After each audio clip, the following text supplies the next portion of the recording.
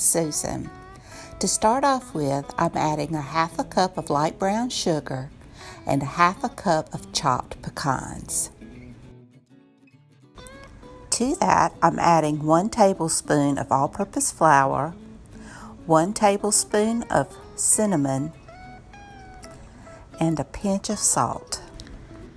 Now I'm going to add a half a stick of softened butter.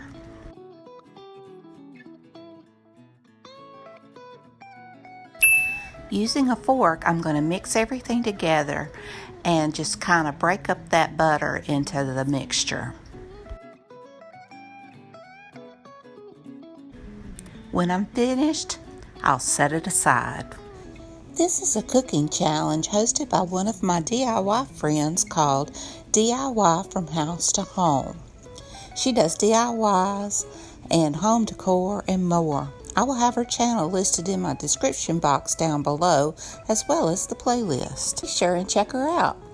This challenge we feature our go-to comfort foods, and bread has to be one of my top go-tos. I love bread in any form: loaf, rolls, cornbread, quick breads, you name it, I love it. And this cinnamon roll bread is a family favorite. So let's get back to baking. Now this is the base of my bread, and it's a vanilla bread. And I whisk together 1 3/4 cups of flour, 1 1/2 teaspoons of baking powder, and 1/2 teaspoon of salt.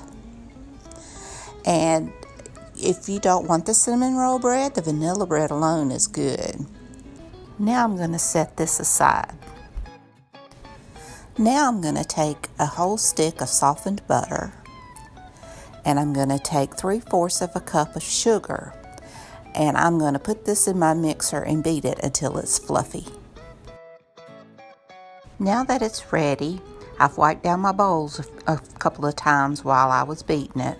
I'm going to add 2 eggs, 1 1/2 teaspoons of vanilla, and then 3/4 cup of milk. And I'm going to beat that for just a minute, and then I'm going to add in my dry ingredients.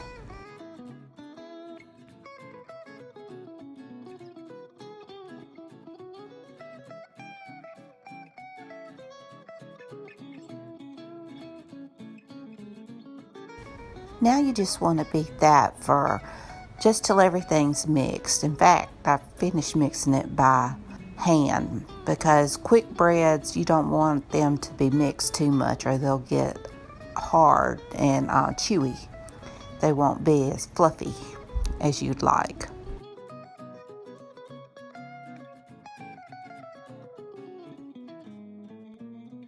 Now I've had my oven preheating to 350 degrees, and I've taken my 9x5 loaf pan and I've greased it, and I put parchment paper in the bottom.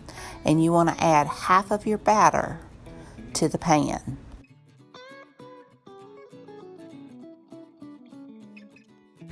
Now you want to take your pecan mixture and sprinkle all of it over that half of the batter.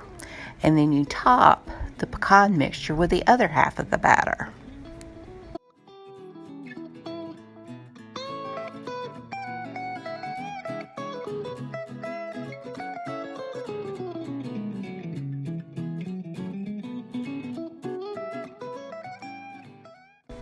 Now it's time to bake your bread, and the recipe says 55 to 60 minutes, but it only took 45 minutes for mine.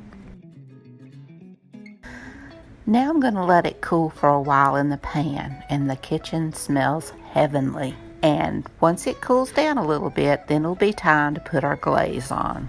For my glaze, I just take 1 cup of powdered sugar and 2 tablespoons of whole milk, and I just whisk that together. You may have to add a little bit more milk. Mine was thick, but that's fine. That's the way my family likes it. And now I'll just drizzle it over the top. And now it's ready to cut and serve. Doesn't that look good? My family was impressed.